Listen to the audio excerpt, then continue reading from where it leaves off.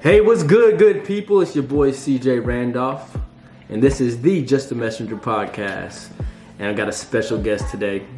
Once again, for the month of February, I want to exalt and promote black fathers out here doing their thing. And luckily, I've known one for a very, very long time, even though it's been a while since we've actually been in each other's presence. I know that his presence has been felt in his family, and so that's why he is here. So I just want to give a big ups to the homie BJ Johnson. What's up, man? Hey, what's going on, my man? Shoot, Good to see you, much, bro. nothing Good to much. see you. Long time, Yeah. time. Yeah, it's been a minute. Me and BJ, we did many wonderful things on the football field at DeSoto. Man. Yeah, DeSoto High School. Everybody know about them state champs, you know what I'm talking about? You know what's crazy? What? I'm glad you brought that up because I tried to find it and I couldn't find it, but I tried to bring a gift for you to see, to visit. I actually got your high school jersey, bro.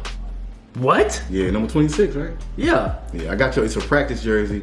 I got it somewhere at the house. I couldn't find it. Dude. Yeah, and I was like, I'm gonna surprise him. Dude. But I was running around the house throwing stuff everywhere. But I didn't find it. But man, yeah, I got your practice jersey. I'm gonna let you have a visit with your jersey. I couldn't get my number, but I got yours. Oh, how did you end up with that? You know me, man. Yeah, just right. I got my helmet. Oh. I got my helmet. You probably got shoulder pads and the cleat, the turf shoes and cleats, whatever we I had. actually do that. I don't have the Reebok ones, the good, the rain was the one, the Quagmire. The Quagmire. But yeah, man. I'm gonna let you. I'm bringing one day. I'm gonna let you see it. Oh, man, I'm gonna take a picture with that on and act like, you know what I'm saying? I got you. Let me find it. Man, that's special right there. I appreciate that for real. For real. Yeah, and it's crazy. It's yours. I was like, it's your jersey. I was like, man, I'm trying to find this thing. But yeah, I got you. Yeah, so, I kind of proposed a question to everybody, and me and BJ was kind of chopping it up, and, I just let him tell his experience and his message that he wants to kind of deliver for y'all in the context of his life and his story. So, with that being said, what generational curses have you broken? Generational curses that I've broken. So, when I think about generational curses, man, that's like something big, right? That's so in my family, I had a good dad growing up. I had a good mom growing up. So usually people say generational curses was to stay. I'm gonna stay. Don't beat up my kids. Right. But my dad was there, so I don't really have curses that I would say I was trying to break. Right. As a father, I was just trying to do better. I was just trying to stack what the foundation that I had already had. Okay. So of course there are things that I saw that I would do. Right. Things that I wouldn't do. Right.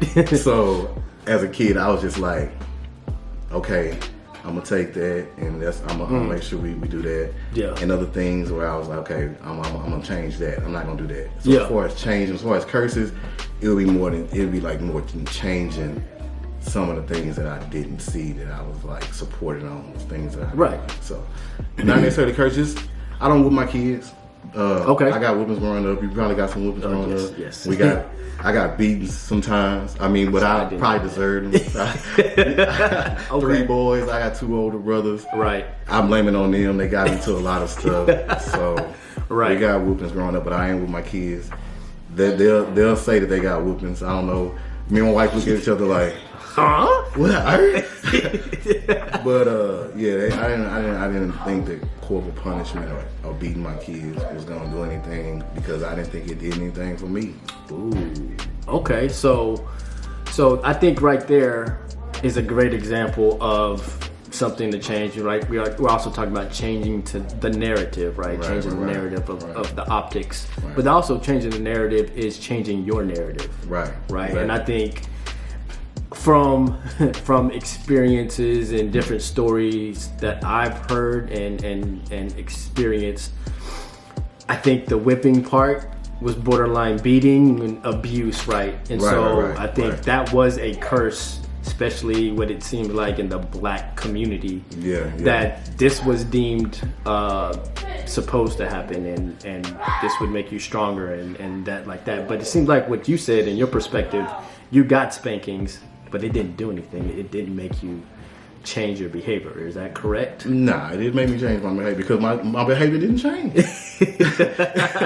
If it make me change my behavior, you get that one whooping, and then you're supposed to be a good kid for the rest of the kidhood. Okay. But I got a whooping, and I go do something. Right. I get another whooping. It got to where I get better and put on more jeans, more shorts up under my pants. So you just learn how to take the whooping. Oh, there you go. It probably made you tougher as far as being whooped. Maybe it had something. Maybe I'm a big good athlete because I got whoopings. I don't know if that correlate. But as far as me not doing what they wanted me to do no more, yeah, chalk it up to the game, I guess, right? And that's exactly and you never know what effect that has on you, whether negative or positive. Right. But I just know it didn't make me stop doing stuff because I was a kid. Right. Kids gonna do stuff. Yeah, so we take their phones now. We do, but they still kids, and they still gonna do stuff. So hitting them and beating them and going to jail now. Right. Things are definitely different than the way we was growing up for parents, right? Right, yeah. I wish I would tell my mom I was going to call the police on her when I was getting whooped. Man. My kids, I heard that happened. I don't know.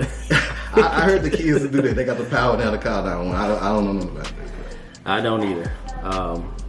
I have spanked my children when they were younger. I haven't spanked them in I didn't need to because it was one of those things with me growing up. I got spanked as a child, and it was go your room, we gotta have a conversation. Yeah. What did you do? Blah blah blah, here's your punishment, boom. And I wasn't like Mr. BJ over here. I changed. I had older brothers, man. When you have older brothers, they know the game already. Oh. So they just like, we gonna do this whether you hear or not. And so I'm there. I'm gonna get in trouble too. So you might as well just do it anyway if you're gonna get in trouble, right? Either watch or something. Right. Oh, so that's intriguing. So was that something that you and the wife had a conversation with on how you were going to raise the kids, or was that something that was just It evolved. It evolved. So so I say we didn't grow up getting whoopings, but it's times where they remember getting some. Yeah. It was times that they did, but it was only when they was about to do something to hurt themselves. Oh, kill okay. themselves. Like if you're gonna, like a baby don't know to put their finger in the side. No, they don't know to put their finger in the side right. until you slap their finger. Right, okay. They don't know how to touch the fire unless you slap the finger. Yeah. So finna touch the fire times, that was the times when they got a spanking.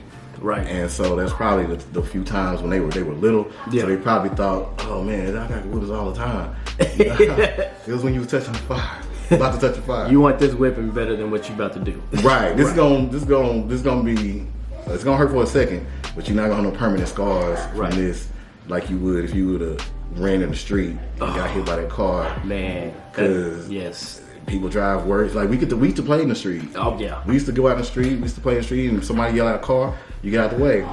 Not today. No. Not you can't play in the street no more. So yeah, that's the crazy thing is I play in the street with the kids, and sometimes they just like, dude, like first, if there were no kids, you're still driving too fast. There's too many cars that are on the street. You don't know who's about to pop out. Right. Or a dog or anything like that. And it's crazy just like how we get to this point where people aren't used to having kids playing outside in the street, right? Right. So they drive accordingly. They probably can play in the street. Right. So this is my racetrack. Which means I'm trying to get home. Right. I'm trying to watch my show. I'm trying to get to it. And then they don't have kids. People with kids tend to, slow down the residential. But if you don't have no kids, you don't know. Man, that's... Maybe you do know and you don't care. I don't know either, but that ain't me. That ain't us. Slow down in the streets. Slow down in the streets. There's kids out here. There's still some kids out here in these streets. and metaphorically and physically, slow down in these streets, y'all. It's real out there in these streets. Message. Message. There you go. You just dropped it. A double entendre. Y'all didn't even realize that, huh? Man. So it evolved, right? And I think that's the beautiful thing of relationships, because they evolve, and then our relationships with our children evolve too, right? Right. Real. So how has that been? I know your oldest, you are a girl dad, but you do have a son that is the oldest. So how was dealing with raising a boy compared to raising girls? So my son is the oldest, like you said. So I was a boy dad. My brother has 3 boys. Well, now he has 5. At the time, he had 3 when I had my son. So he has 5 boys. So in my family, we were all boys. I have 2 older brothers. So I just thought, hey, it's gonna be boys. It's gonna be the Johnson gang, right? And so, but my mom always wanted to have a granddaughter. She always wanted to have a daughter. Right. I was supposed to be a girl. She had me named some crazy girl name. Didn't work out.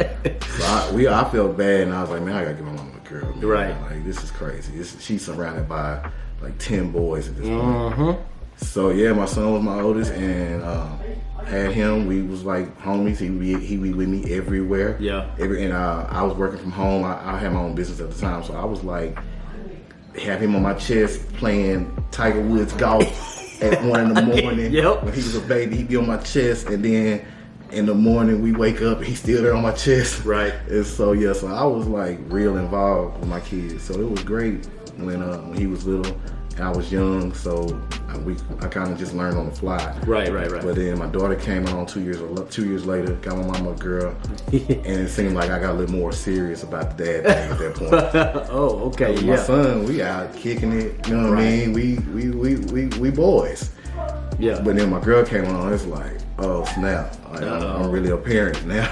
Like, that's funny. I gotta start thinking about like the world and the dangers of the world and all the things that you would want your daughter to be raised in. Right. That's part of the reason why we moved here to Katy. Mm-hmm. Like you can raise kids here, and especially daughters. Right. And so the world is so fast, and it's getting faster every day. Right. You don't want them to get caught up in the world. Whew. So you got to kind of provide that world for them yourself. Oh yeah. And so being in a good community or being around good community, as far as your own community around you and your kids, is very important because there's so many outside factors that's pulling on them every day. Man. Every day. And they on the phone more than they talking to us. Oh man. So that's a lot of their influence. So you just gotta get in there when you can and drop a little gem on them when you can, and check on them grades and make sure that's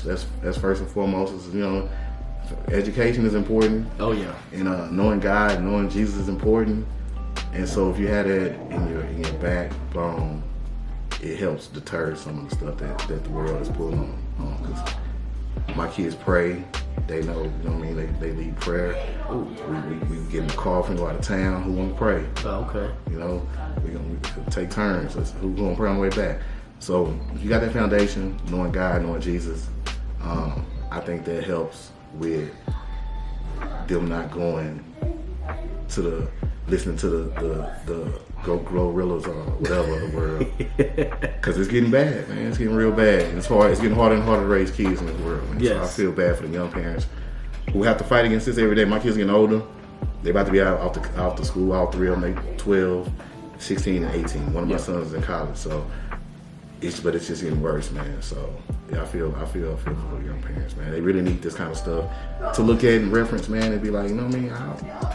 How can I do better? Bro? How can we all do better? How can I raise my kids in a way where I want them to turn out like this or like that? And so knowing God, education, and you being on top of them every day, it's just that's some keys, that's some gems right there. If I don't say nothing else, man, that's some gems. I'm glad that you have me here doing this today, because I've been behind the idea of showcasing dads. Showcasing black dads to show that like we out here doing this, we really here for our kids, we really in the home, don't believe the hype, don't believe what you hear in the media about black dads not being around. Preach. Actually, back in the day when my son was younger, he was like first grade, kindergarten. Yeah. And I talked about how instrumental I was. I used to pick him up from school, and we'd go kick it after school or whatever. But I picked him up from school every day, take him to school, whatever. And one day, this lady stopped me, and we'd all stand outside and wait on the kids to come out because they were so little. Right. You got to be right there when they come out the door, right? And so this lady stopped me, and she was like, "Hey, I see you up here every day, and you got your baby, and he's so happy, he run to you when he come out the door." And it was an older black lady, so she know how to make you feel good. Somebody auntie. Yeah, auntie. And I was like, I appreciate that, because to me, I'm just doing me. I'm not knowing who watching. I'm not knowing who taking note. But she was like, "Hey, so I'm actually an executive over at this network," and she told me the network. And I put together ideas for shows and stuff too. I'm thinking about doing, and I said, we out here, black dads. Right. And she's like, yeah, I was gonna say family, but you know what? Black dads will be an idea for a show. Like, that's really a good idea, and I'm gonna pitch this to my people, and I'm gonna see if I can get something like this showcase on the network. Right. And so I'm all the time looking at their networks throughout the years, trying to see if my idea got pitched or picked up. And I think now one of the networks is doing a show like that. We finally getting our just due. We finally in front of the camera to show that we out here and we take care of our kids. We love our kids, man. Black dads ain't just running off. It ain't that same. It ain't everybody ain't a baby daddy, man. No. Like, and no shots to the baby daddies, because baby daddies are dads too. You feel me? Right. But I'm in the home with my kids every day, and I've been there since day one. And we out here, so I'm glad you're doing this, man. I love it, and more people need to see this. Yeah, and I mean, there was a study that came out, and I think a lot of times you're not this example because you are married and in the house, but a lot of times when we think of fatherhood, we think of just being in the home. Right.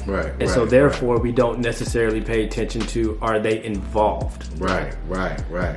I was previously divorced, so technically, and me and the ex-wife have 50-50 custody, right? But I was still involved. Right, and that's super important, bro. It's a lot of dudes that, hey, when your mama gone, I'm gone. I'm gonna start me a new family. And I've seen it firsthand, man. Like firsthand, like real talk. If I ain't with your mama, I ain't with you. It's like, what? Yeah, that's crazy, and that's all cultures also. And I think that's just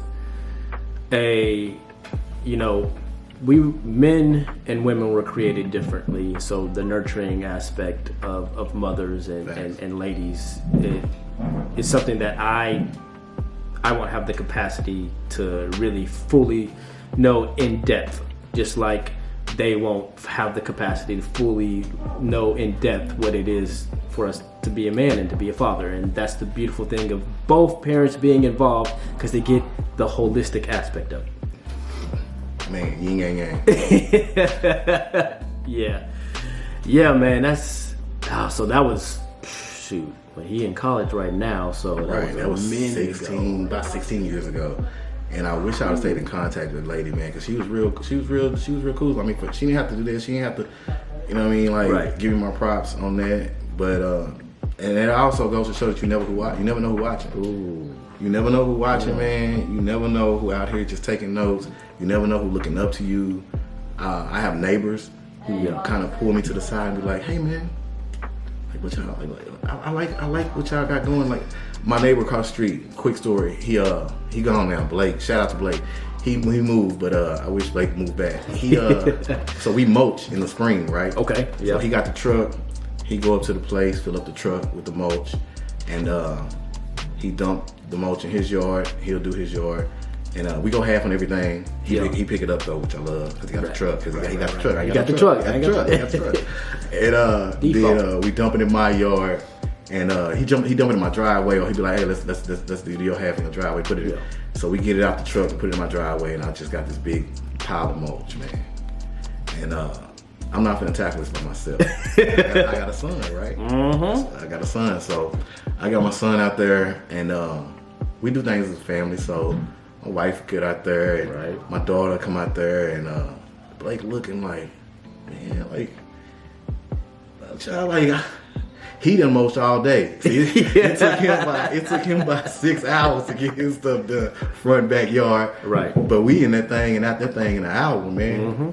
Cause we got a crew. Right. And he told me one day, man, I like that, man. I like what you got going over there. I'm trying to get my stuff like that. Right. But he got one little daughter. She's a little baby. Yeah. And so he got a long way to go.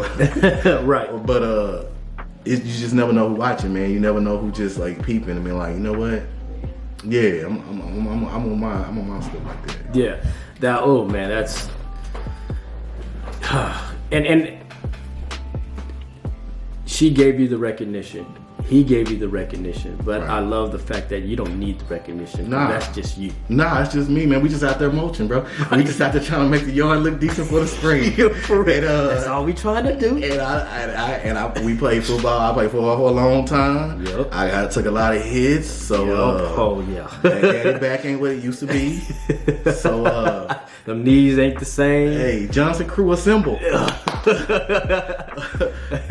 And we do everything like that, like the chores. I saw you and your lovely family walked in. Yep. Everybody was doing their chores, and you was like, "Look, this person's sweet. This person do that, did that." Hey, we got the same thing, and I love it. My buddy down the street, Terry. I walked in the house.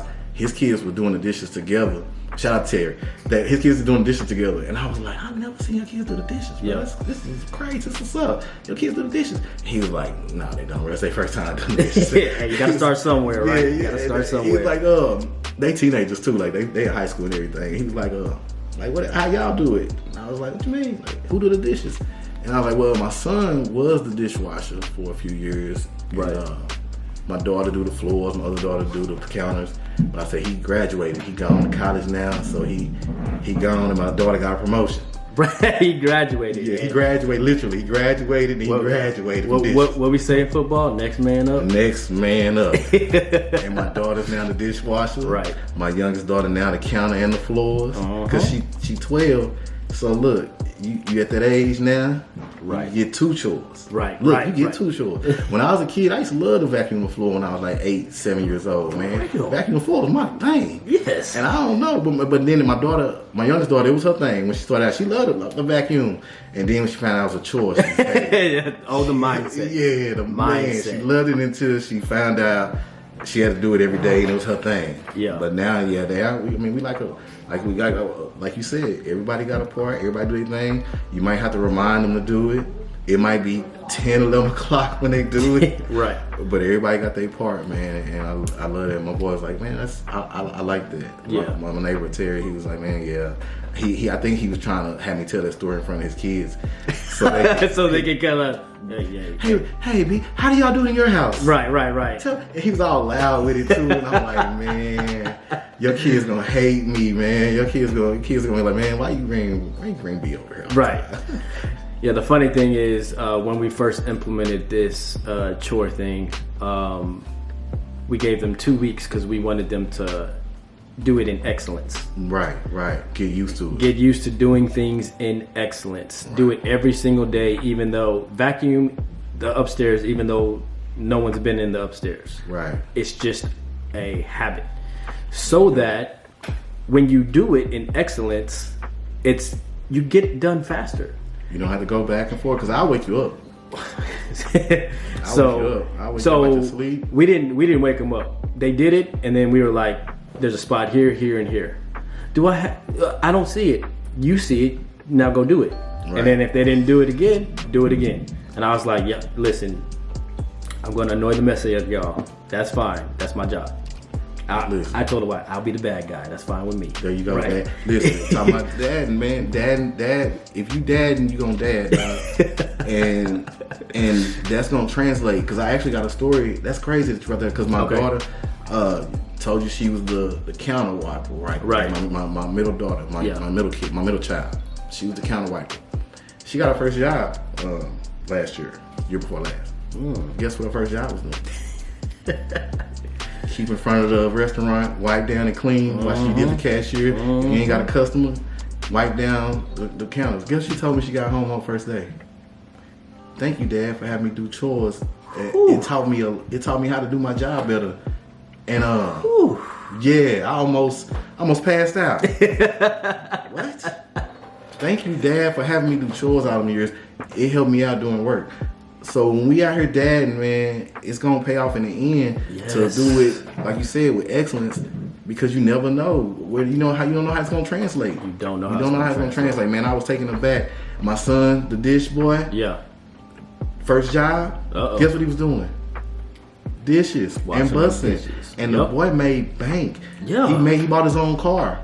Like he bought his own car. My son bought his own car before he went off to college. He's still in the front right now. We didn't let him take him to school for his first year. Right. But he bought his own car, man. Man, I need you to say that a little bit louder so all 5 of my kids can hear that. Look, interior me. Right, exactly. You need to come over a little bit more, BJ. Come on over, homie. Man, he had a nice job, man. They was paying him like, he started out making $11 an hour. By the time he left, he was like making 13, 14. The owners called us. They were former police officers. Okay. And they had a restaurant, and they said, "Hey, we love this kid. We wish we had 20 more of him. He a hard worker. He a good kid. He respectful. Like when he got a job, anytime he come home for summers, if he wanna be we got him. We mess with this kid." That me and my wife looked at each other like, man, we doing something. We doing something right. Cause you don't get no rating system. Nope. It ain't no chart of how you parenting.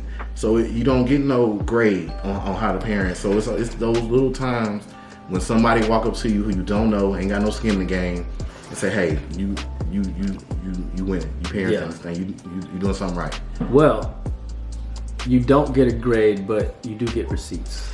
You do get receipts. And so that's that acknowledgement of, hey, this is your son. He always has a job here. That's a receipt. Yes, sir. Right. Yes, sir. Yes, sir. But I got some receipts that you kind of delivered. I think these are the receipts that matter the most. Hey, yeah. I and that's the thing about me, man. I'm a pack rat, and I keep stuff, especially when it's important to me. And I love being a dad, man. So I keep stuff my kids give me.